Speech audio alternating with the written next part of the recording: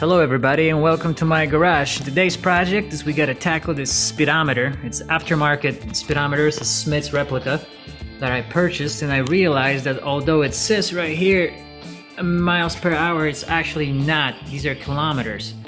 And since we're in America, this is not gonna fly. So what I did is I decided to make my own decal that actually converts the kilometers into miles per hour. So what we're gonna try to do now is apply it. Okay. He gave me this extra piece of plastic to put over it so I can kind of see what I'm doing.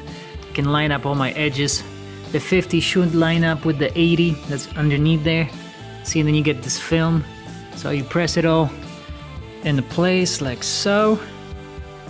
And then we just peel the protective film. Boom, there you go. Actually lines up pretty good. But there you go, a quick and easy conversion from kilometers to miles. And it looks legit. Cool beans, y'all.